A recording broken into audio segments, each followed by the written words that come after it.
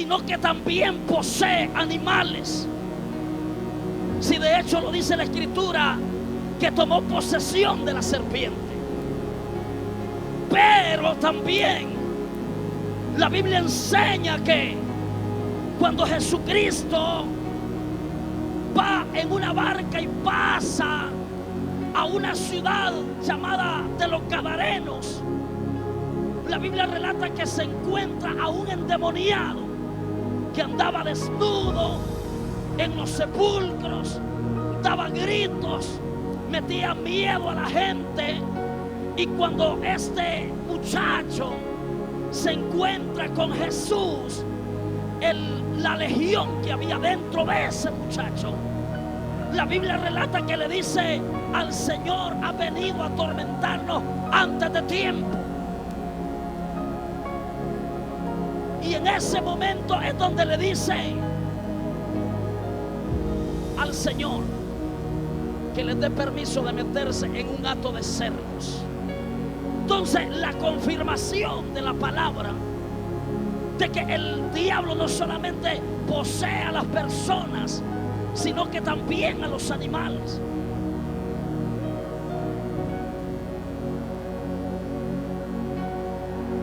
Y esa es la prueba que tenemos cuando el Señor fue a esa ciudad de Gadara.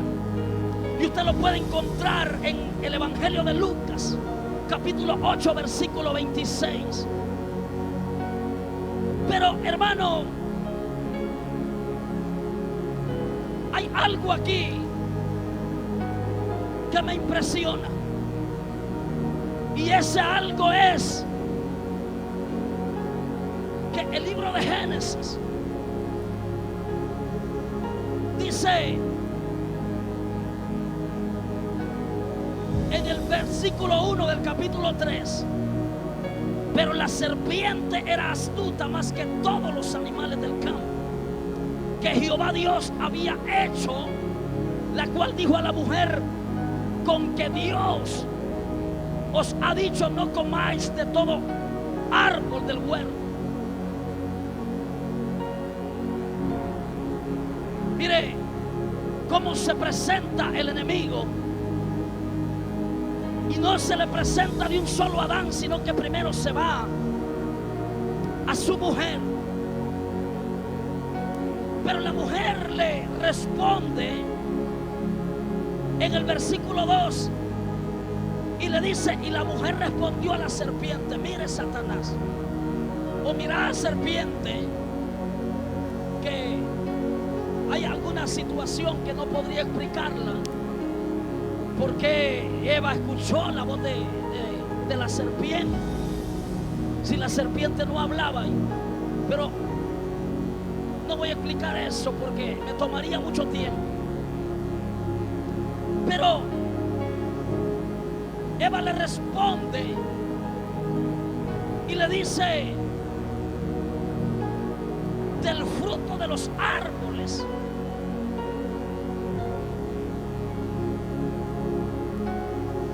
del huerto podemos comer, pero del fruto del árbol que está en medio del huerto, dijo Dios, no comeréis de él. Eso era lo que Dios le había prohibido a Adán y Eva, no comerlo. Pero Eva le agrega una palabra que Dios nunca le había dicho. Y la palabra que Eva le agrega es: pero del fruto del árbol que está en medio del huerto, dijo Dios, no comeréis de él. Y la palabra es: ni lo tocaréis. Eso Dios nunca lo dijo. Eso Dios nunca lo dijo. Él dijo: no pueden comer del árbol que está ahí. Pero no les dijo que no lo podían tocar. Y entonces vemos cómo se va, hermano, perdiendo ya quizás la confianza, quizás el mandato que Dios le había dado a Adán y a Eva. Gloria al Señor. Entonces la serpiente le responde y dijo a la mujer: no moriréis. sino que sabe Dios que el día que comáis de él, serán abiertos vuestros ojos y seréis como Dios, sabiendo el bien y el mal. Entonces puso en duda, o en otras palabras, la serpiente le dijo a Eva que lo que Dios les había dicho no era correcto, y puso entre la espada y la pared a Eva. Y cuando nosotros leemos todo el capítulo, podemos entender que Eva come del fruto y después le da a su marido. Gloria al Señor. Y hay una serie de acontecimientos que suceden dentro de ese huerto, donde, hermano, cuando comieron el fruto se dan cuenta de que estaban desnudos y que tenían que taparse porque sentían vergüenza. Y hay un momento donde Dios visita una vez más el huerto y le dice: Adán, Adán, Adán. Siempre Dios visitaba el huerto y Adán salía al encuentro de Dios. Siempre que Dios visitaba el huerto y Dios le hablaba a Adán, la Biblia relata que Adán, hermano, le respondía a Dios. No tenía miedo porque no había pecado delante de Dios. Pero en el momento que peca delante del Señor, lo que hace Adán es esconderse. Cuando Dios llega al huerto, le dice: Adán, ¿dónde estás tú? Adán le responde: me escondí porque tuve miedo. ¿De qué tuvo miedo Adán?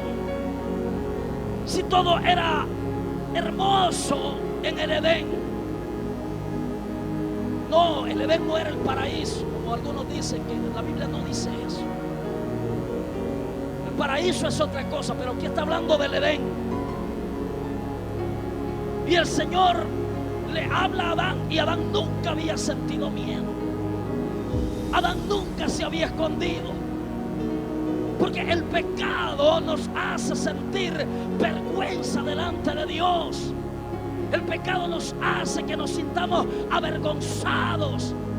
Aún el pecado nos hace sentir, hermano, que el que nos postremos ahí en altar es en vano, porque nuestra conciencia, dice Pablo, la tenemos cauterizada.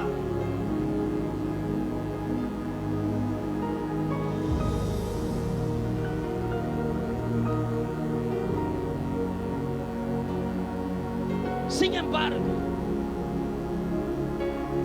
el Señor le hace una pregunta y le dice: ¿quién te enseñó que estabas desnudo?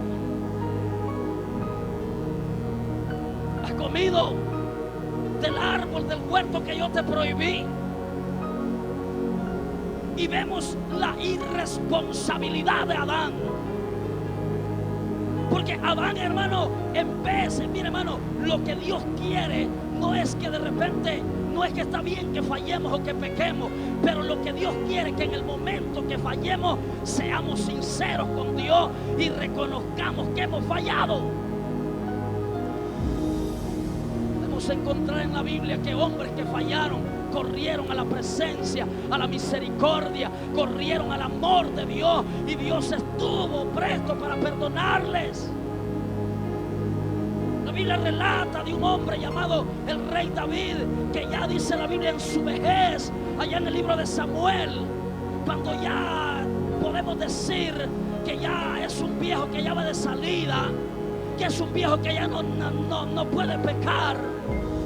Hermano, cuando David, hermano, ya estaba saliendo del reino, la Biblia relata que se le metió un espíritu raro y dio una orden que quería censar al pueblo. Y cuando David hizo eso, dice que no le agradó a Dios lo que David estaba haciendo. ¿Por qué? Porque cuando estaban jovencitos, no es que era malo censar al pueblo, pero cuando David estaba joven, nunca, hermano, confió en las armas que tenía, sino que cuando se estaba enfrentando al filisteo, dijo: ¿dónde está ese filisteo incircunciso? A su nombre. Entonces vemos que la confianza que tenía David era muy grande hacia Dios. La mayoría de las guerras que David empezó a ganar los hizo con 600 hombres y se enfrentaba a ciudades, a reinos que tenían 20,000, 30,000, 70,000. Pero ya para viejo este rey quiere censar al pueblo y eso no le agradó a Dios. Y el Señor mandó un profeta y le dijo: dile a David cómo quiere morir. Si quiere morir por 3 años, que haya peste sobre él. Si quiere morir, que dentro de 3 meses venga enfermedad. O quiere 3 días de mortandad sobre la tierra. Y cuando David escuchó aquello, dijo: ninguna quiero de esa, yo solamente quiero la misericordia del Señor. Porque yo sé que aunque yo le he fallado, si me arrepiento, si me humillo, su misericordia es grande y me volverá a perdonar. Y dice la palabra que el primer día, según David escogió 3 días, lo que Dios le había prometido. Porque David dijo que caiga yo en manos de Dios, pero no caiga en manos de los hombres. ¿Sabe por qué? Porque los hombres no tienen misericordia. Dios sí tiene misericordia. El hombre te ve caer y te dice: quédate ahí, morite, vete al infierno. Pero Dios te ve caer y te levanta. Dios te ve allá en la ruina y te prospera. Dios hace algo para él, porque Él nos ama poderosamente. Y dice la Biblia que el ángel de la muerte comenzó a hacer estragos el primer día. El primer día murieron 70,000 hombres en el pueblo de Israel. Pero el primer día David se tiró, hizo un incienso. Quizás, hermano, le pidió misericordia a Dios y Dios lo miró con ojos de misericordia. Y mandó al ángel que le parara la espada, porque había derramado mucha sangre y que el pecado de David había sido remitido. Que Dios había perdonado a David.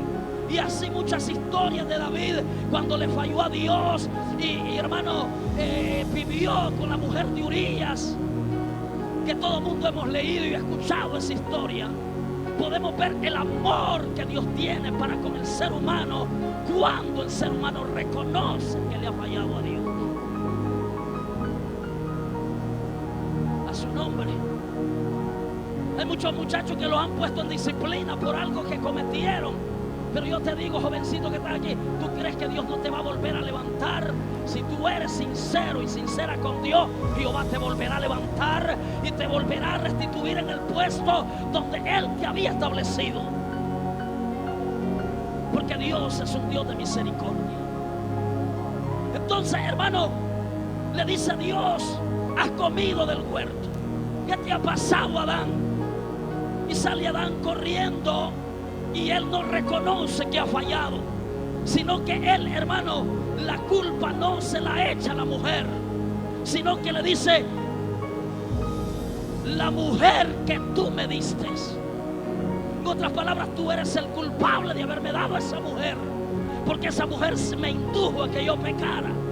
Entonces Dios no quería que Adán corriera y le echara la culpa a medio mundo. Dios quería que Adán reconociera que le había fallado a Dios.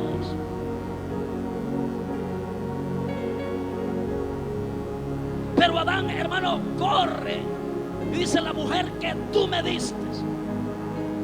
Y el Señor va y le consulta a la mujer y le dice: la serpiente que estuvo aquí en el huerto.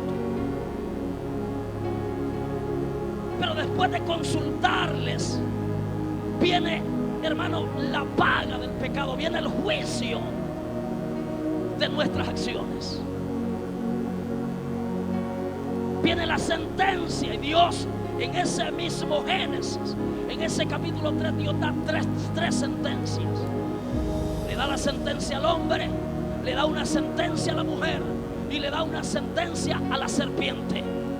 Al hombre le dice: vas a salir de este huerto. En este huerto no vas a tener entrada. Es más, dijo Dios, vamos a colocar querubines alrededor de este huerto. Vamos a poner una espada encendida, porque si dejamos al hombre aquí adentro, puede ser que no solamente coma del árbol del conocimiento del bien y el mal, sino que puede comer también del árbol de la vida y pueda vivir para siempre.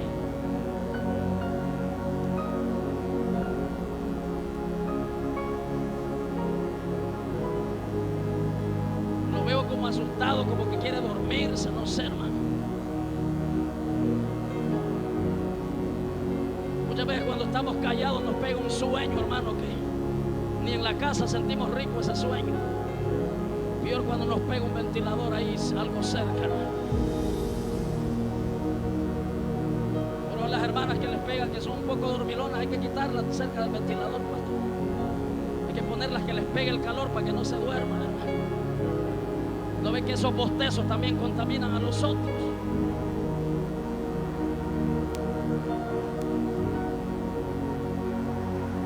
¿Cuántos tienen gozo, hermano? Denle un aplauso al Señor, hermano, aleluya.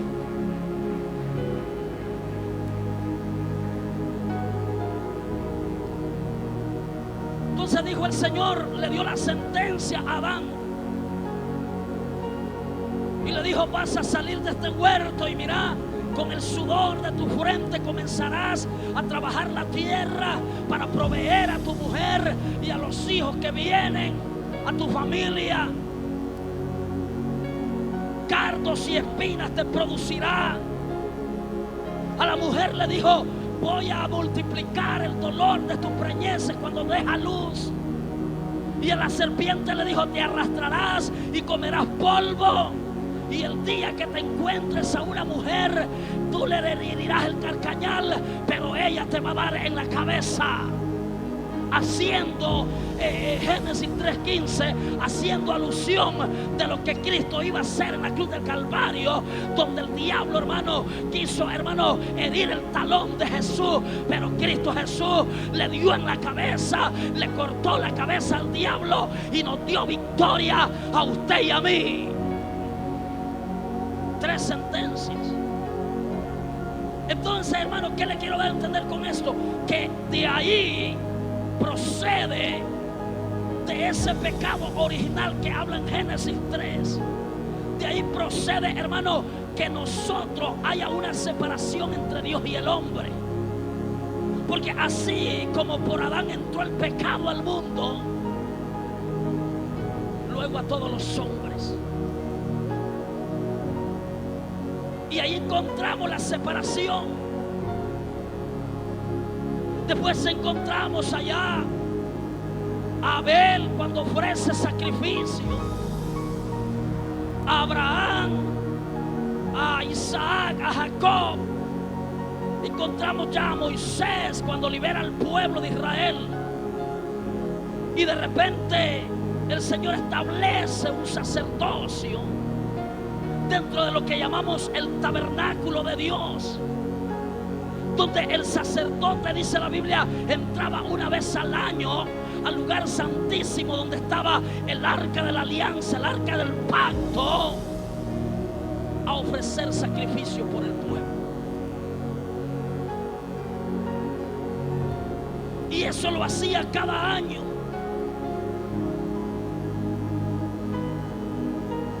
Pero hay una situación.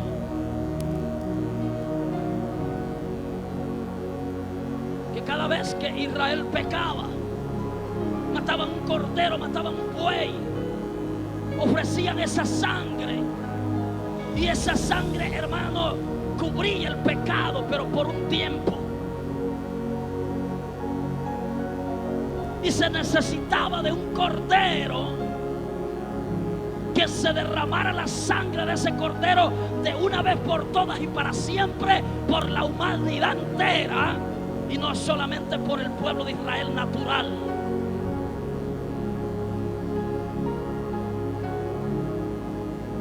Y aparece allá en el Evangelio de Mateo, de Marcos, de Juan, de Lucas, de Juan.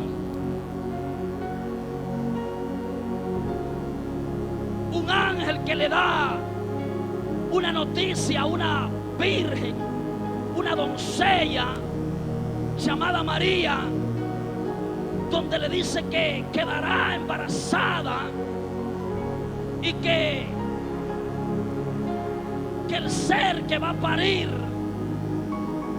se llamará Jesús de Nazaret, Emmanuel, Dios con nosotros. Y dijo María, ¿cómo va a ser eso si yo no he tenido un varón? Y el ángel le dice, no te preocupes, María, porque esto no es a través de una relación sexual, esto es a través del Espíritu Santo de Dios.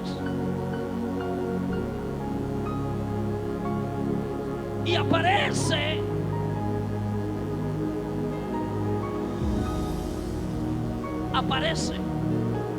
aquel bebé, aquel feto, aquel esperma, aquel feto, aquel bebé introducido en el óvulo de María.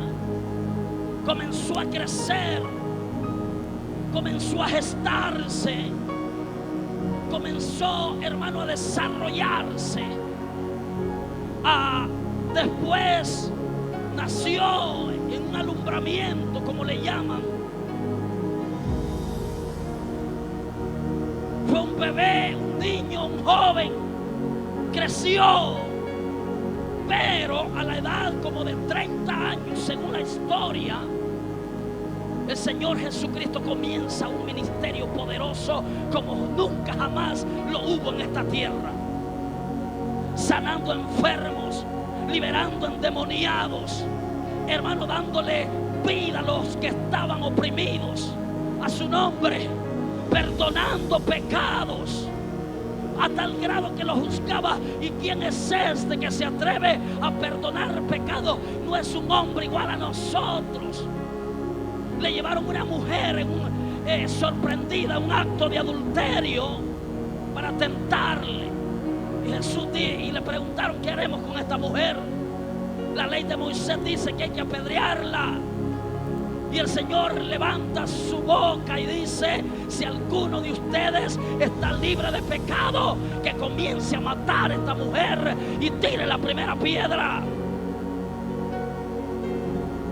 Y cada uno avergonzado salió corriendo, quizás tirando la piedra por allá, porque su conciencia los acusaba de que si no era uno ladrón, el otro era asesino. Si uno no era asesino, el otro era adúltero. Y comenzó aquel montón de gente a dejar sola a aquella mujer. Jesús le dijo, ¿dónde están los que te acusan? No hay nadie, Señor, ni uno. Le dijo el Señor, bueno, ni yo tampoco te acuso, ni yo tampoco te condeno, ni yo tampoco te estoy señalando. Porque dice la Biblia que Jesucristo vino a buscar, a salvar y a buscar lo que se había perdido. En su nombre, lo que se había perdido.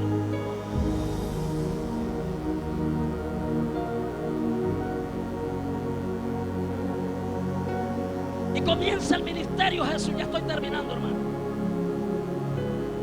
Hay algo que tengo yo, que cuando estoy predicando no me gusta estar viendo la hora. Pero cuando el Señor comienza su ministerio, es bautizado, el diablo, según lo relata la Escritura, se le metió a Judas por medio de un bocado de comida. Y en ese momento es cuando el Señor le dice, lo que has de hacer, hazlo rápidamente, apresúrate.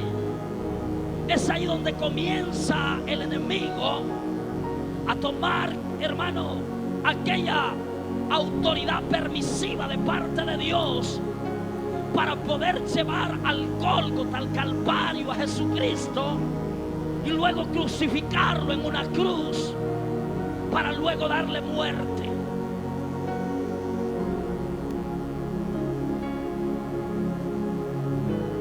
Entonces, ¿qué pasó con usted y conmigo? ¿Qué pasó? Porque Jesús vino a morir. Vino a morir, como dice ahí, por amor. Como dice, por amor. ¿A quién? Por amor a usted y a mí. Por amor a usted y a mí. Y el diablo, hermano, muchas veces quiso detener el propósito de Dios. Pero el propósito de Dios nadie lo detiene. ¿Por qué le digo esto? Porque la Biblia relata en el Evangelio de Mateo 27:45 que cuando Cristo Jesús está muriendo en la cruz del Calvario, la Biblia relata que desde la hora sexta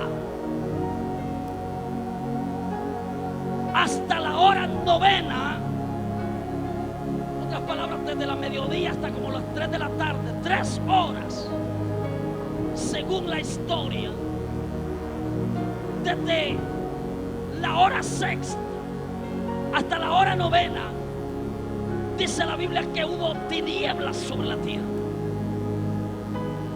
¿Qué quiere decir eso?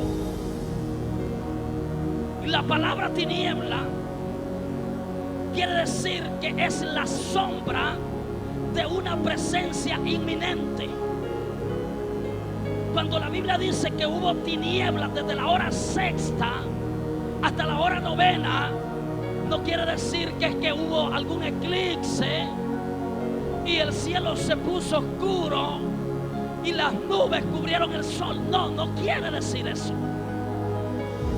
Sino, hermano, que la tierra en ese momento se puso en tinieblas, llena de oscuridad, porque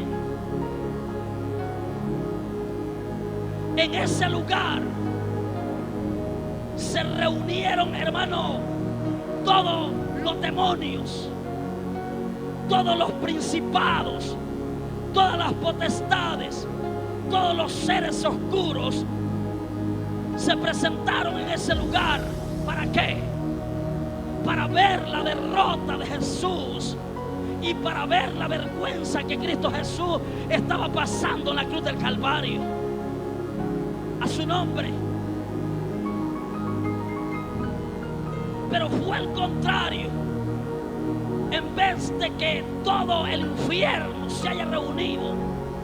Por eso dice la palabra, dice el apóstol Pablo en el libro de Efesios, que las huestes espirituales de maldad, dice, que habitan en las regiones celestes, y por eso se reunieron arriba en el primer cielo para ver la derrota de Jesús. Pero en vez de ver y presenciar la derrota que ellos querían ver, yo quiero que vaya conmigo al libro de Colosenses, capítulo 2, versículo 14. Colosenses, capítulo 2. Yo quisiera que los de la alabanza me ayudaran. Gloria a Dios, un momento. Aleluya.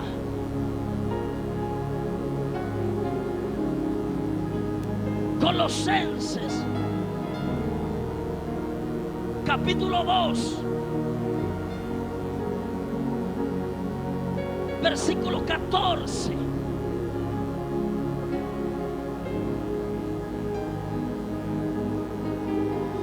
Entonces, en ese momento, Cristo está muriendo.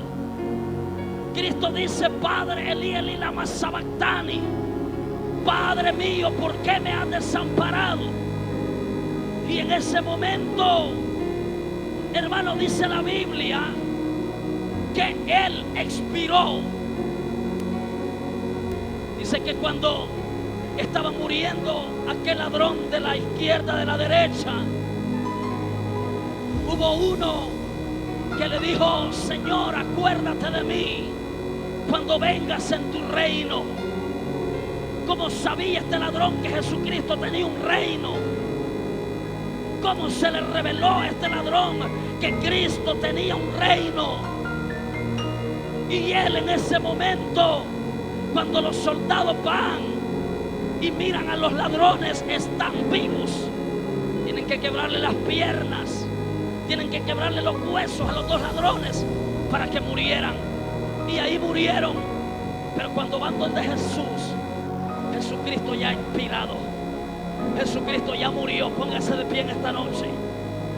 Aleluya. Jesucristo ya entregó su espíritu y dijo: Padre, en tus manos encomiendo mi espíritu. Y dice Colosenses capítulo 2, vamos, yo quiero que ustedes ministren.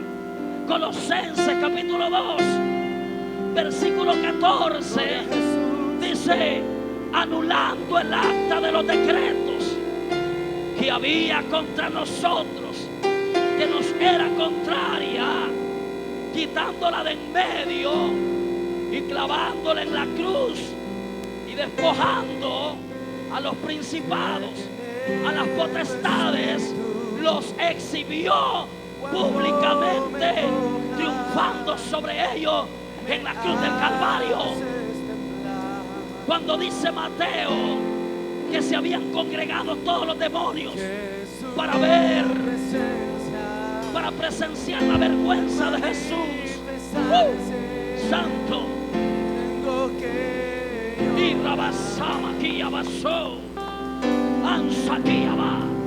Fuego de Dios en esta hora,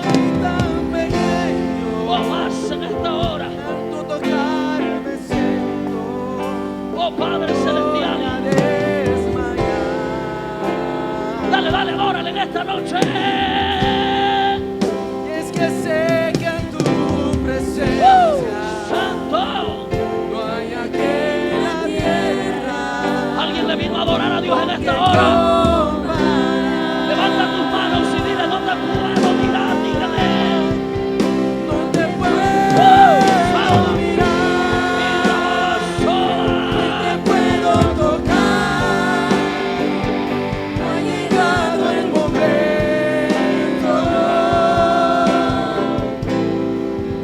Y hay veces que mi amor, creo que ya tú no estás, pero vuelvo a ir desierto.